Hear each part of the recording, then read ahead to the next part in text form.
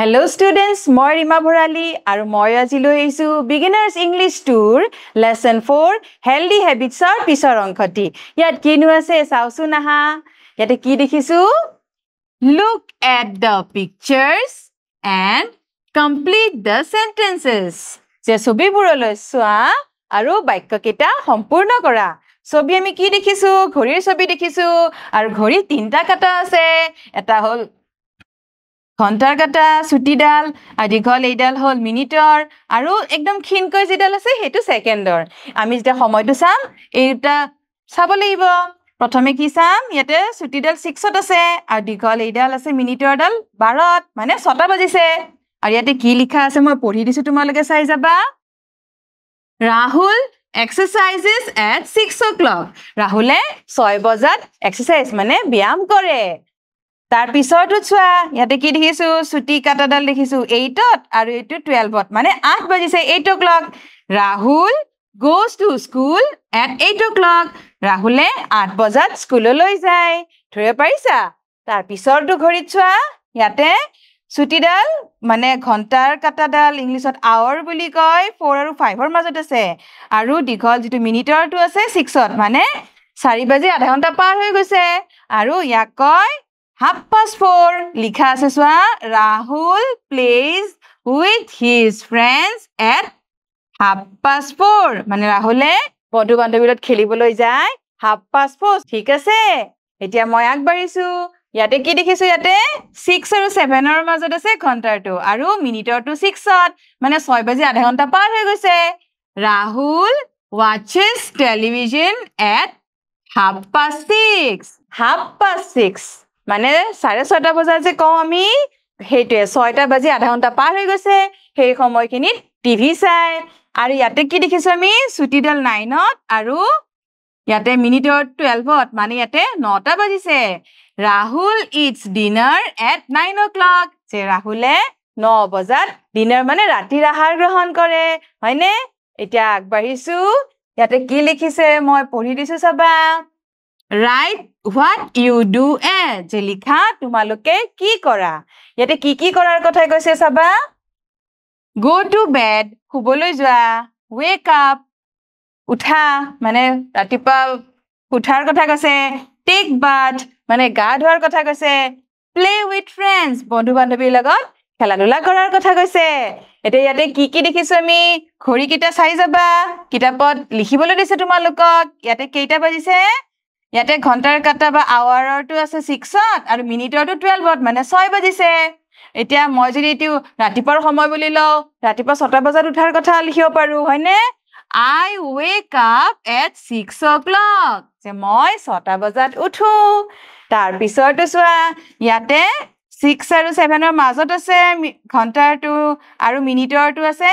6ত মানে 6 বাজি আধা ঘণ্টা পাৰ হৈ গৈছে এতিয়া ৰাতিপুৱা 6টাত উঠিলো 6:30ত গা ধুব গলো হেকনে আমি হেতু যদি ইংলিছত কওঁ I take bath at 6:30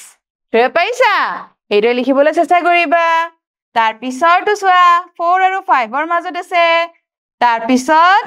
আৱাৰটো হৈ গল মিনিটৰটো কিন্তু 6ত আছে মানে 4টা বাজি আধা ঘণ্টা পাৰ হৈ গৈছে আমি 4:30 বজা বুলি যে কওঁ সেইটোৱে লিখিমেই দৰে I play with friends at 4:30 ধৰিব পাৰিছা তাৰ পিছত চোৱা ইয়াতে আৱাৰটো আছে 9ত মিনিটৰটো আছে 12ত মানে 9টা বাজিছে I go to bed at 9 o'clock যে মই 9টা বজাত শুবলৈ যাওঁ তোমালোকে এইদৰে মিলাই লিখি দিবা ঠিক আছে মই আগবাঢ়িছো ইয়াতে কি কৈছে মই পঢ়ি দিছো চাবা Let's read পঢ়ো আহা মই পঢ়ি দিছো তোমালোকে মোৰ লগত পঢ়িবলৈ চেষ্টা কৰিবা কোৱেশ্চন মানে প্ৰশ্ন দিছে Do you get up early in the morning তুমি ৰাতিপুৱা সোনকালে উঠানে আনসাৰত কৈছে Yes I do হয় মই উঠো কোৱেশ্চনত কৈছে Do you eat your breakfast before brushing your teeth যে তুমি ৰাতিপুৱাৰ আহাৰ ব্ৰাছ কৰাৰ আগতে খোৱা নেকি আনসাৰত কৈছে No I don't eat before brushing my teeth যে মই ৰাতিপুৱা ব্ৰাছ কৰাৰ আগতে মই নাখাওঁ তাৰ পিছত কোৱেশ্চন প্ৰশ্ন দিছে ডু ইউ এক্সাৰসাইজ ডেইলি তুমি সদায় এক্সাৰসাইজ মানে ব্যায়াম কৰা নে আনসাৰ কি আছে yes I do হয় মই কৰো তাৰ পিছত চোৱা কি আছে ইয়াতে পঢ়ি দিছো write the sentences using yes I do or no I don't যে ইয়াতে কিছুমান প্ৰশ্ন দিয়া আছে বাক্য দিয়া আছে তাৰ উত্তৰবোৰত আমি yes I do মানে হয় মই কৰো আৰু no I don't বা নকৰো এইদৰে লিখিব লাগিব মই পঢ়ি দিছো চাবা প্ৰথমে ইয়াতে কি প্ৰশ্ন কৰিছে question do you exercise regularly তুমি সদায় এক্সাৰসাইজৰ ব্যায়াম কৰা নে যদি কৰা কি হ'ব yes I do yes I do তাৰ পিছত যদি নকৰা no I don't কিন্তু কৰিব লাগে তাৰ পিছত কোৱেশ্চন দিছে do you wash your hands before eating তুমি খোৱাৰ আগতে হাত ধোৱা নে হাত ধোৱা যদি কি লিখিবা yes I do yes I do yes I do মানে মই হাত ধুও আৰু যে হাত নোধোৱা no I don't কিন্তু হাত ধুব লাগে হয়নে মই আগবাঢ়িছো ইয়াতে কোৱেশ্চন দিছে do you like to eat green vegetables তুমি সেউজীয়া শাক-পাচলি খাই ভাল পোৱা নে যদি পোৱা কি হ'ব yes I do সেউজীয়া শাক-পাচলি খাব লাগে তোমালোকে yes I do মানে হয় মই খাওঁ আৰু যদি নোখোৱা কি হ'ব no I don't তাৰ পিছত কি আছে question do you finish your homework on time তুমি তোমাৰ ঘৰৰ কাম সময়ত সম্পূৰ্ণ কৰা নে যদি কৰা yes I do yes I do ধৰিব পাৰিছা আৰু যদি নকৰা no I don't ঠিক আছে এতিয়া আগবাঢ়িছো ইয়াতে কি দিছে মই পঢ়ি দিছো চাবা draw the hands on the clock and put a tick on AM or PM hands on the clock মানে এই যে মই ঘড়ীৰ কাটা তোমালোকক দেখাইছিলো ঘণ্টা বা আৱাৰ মিনিট সেকেন্ড সেইবোৰ কথা কৈছে এতিয়া ইয়াতে আমি ঘণ্টাৰ কাটা আৰু মিনিটৰ কাটা আঁকিলে হৈ যাব আৰু কি কৈছে AM PM ৰাতি 12 বজাৰ পিছৰ পৰা পিছদিনা দুপৰীয়া 12 বজালৈকে AM হয় আৰু দুপৰীয়া 12 বজাৰ পৰা ৰাতি 12 বজালৈ PM হয় ঠিক আছে বুজি পাবলা এতিয়া পঢ়ি দিছো চাবা ইয়াতে কি আছে প্ৰথমে সেন্টেন্সটো দিয়া আছে Zebin wakes up at 6 o'clock in the morning যেতিয়া মৰ্নিং কৈছে ৰাতিপুৱাৰ সময় গতিকে হ'ব AM আৰু কেইটাত কৈছে 6 o'clock গতিকে ইয়াতে হ'ব আৱাৰৰ ঘণ্টাৰ কাটাটো 6ত আৰু মিনিটৰটো দীঘলকৈ 12ত এটো 6 o'clock হৈ গল তাৰ পিছত ইয়াতে কি দিছে মই পঢ়ি দিছো চাবা Zebin goes to bed at 9 o'clock at night যে দেবিনে 9টাত ৰাতি শুবলৈ যায় ৰাতি বুলি কোৱাৰ লগে লগে কি হ'ব PM তাৰ পিছত এতিয়া ঘড়ীত আমি সময়টো কি দৰে আঁকিম চাবা 9 o'clock গতিকে 9ত হ'ব আৱাৰৰটো আৰু 12ত হ'ব মিনিটৰটো অলপ দীঘলকৈ এতিয়া এইটো হ'ল 9 o'clock তাৰ পিছত তলৰটো চাবা ইয়াতে কি আছে Rahul wakes up at 7 o'clock in the morning যে ৰাহুলে ৰাতিপুৱা 7 বজাত উঠে মৰ্নিং কোৱাৰ লগে লগে AM তাৰ পিছত এতিয়া 7 o'clock আমি ড্ৰ কৰিম ড্ৰ কৰোতে কি হ'ব 7ত হ'ব আৱাৰৰটো মিনিটৰটো 12ত এটো কি হৈ গল 7 o'clock in the morning তাৰ পিছত এইবাৰ আমি আগবাঢ়িছো পিছৰটোলৈ Rahul goes to bed at 10 o'clock at night ৰাতি হোৱাৰ লগে লগে কি হ'ব PM আৰু 10 যেতিয়া দেখাব লাগিব এতিয়া মই ড্ৰ কৰি দিছো চাবা আৱাৰ বা ঘণ্টাৰ কাটা হ'ব 10ত আৰু মিনিটৰটো হ'ব 12ত আৰু এতিয়া এইটো কি হৈ গল 10 o'clock at night ঠিক আছে তোমালোকে ৰাখিবা চেষ্টা কৰিবা মই আগবাঢ়িছো ইয়াতে কি আছে চাও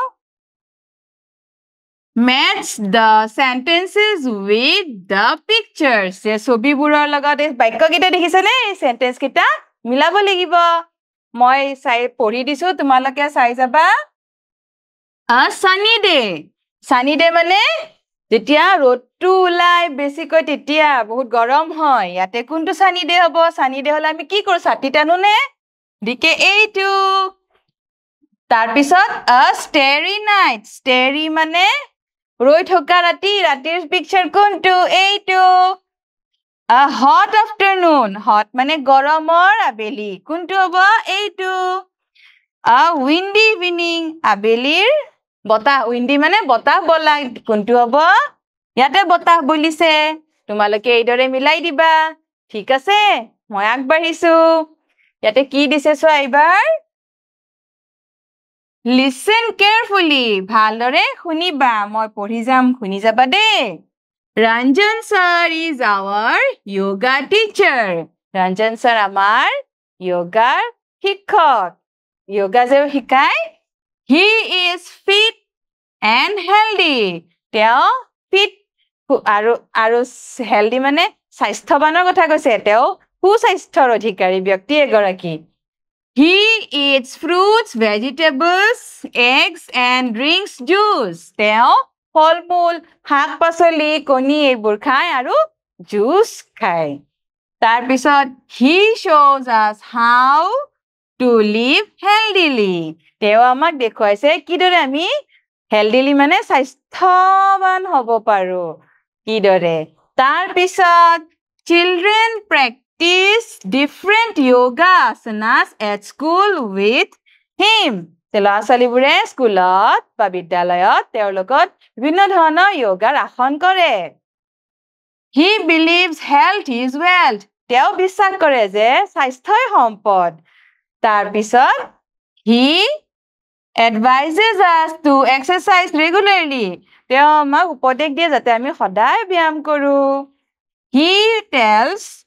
us to eat healthy food and follow healthy habits to lead a good life. তেওঁ আমাক সদায় স্বাস্থ্য ভালে ৰাখিবলৈ স্বাস্থ্যকৰ খাদ্য আৰু healthy habits মানে সুঅভ্যাস গঢ়ি তুলিবলৈ কয় যাতে আমাৰ জীৱনটো সুখৰ হয় তাৰ পিছত আগবাঢ়িছো আমি এবাৰ কি কৈছে চোৱা ইয়াতে answer the following questions orally এই প্ৰশ্নসমূহৰ উত্তৰ মুখে মুখে দিবলৈ চেষ্টা কৰিবা মই পঢ়ি দিছো শুনিবা What is the name of the yoga teacher গৰাকীৰ নাম কি আছিল Ranjan sir What does Ranjan sir eat Ranjan sir কি খাইছিল Ranjan sir eats fruits vegetables eggs হয়নে তাৰ পিছত What does Ranjan sir tell the students কি কৈছিল Ranjan sir Ranjan sir কি কৈছিল আমি পঢ়িছিলো নহয় কি কৈছিল নো tells us to eat healthy food and follow healthy habits to lead a good life হয়নে তাৰ পিছত আছিলে Where do the children practice yoga ল'ৰা-ছোৱালীবোৰে yoga ক'ত প্ৰেক্টিছ কৰিছিলে আমি কি পাইছিলো Children practice different yoga asanas at school with him মানে Ranjan sirৰ লগত হয়নে তাৰ পিছত কি আছে চোৱা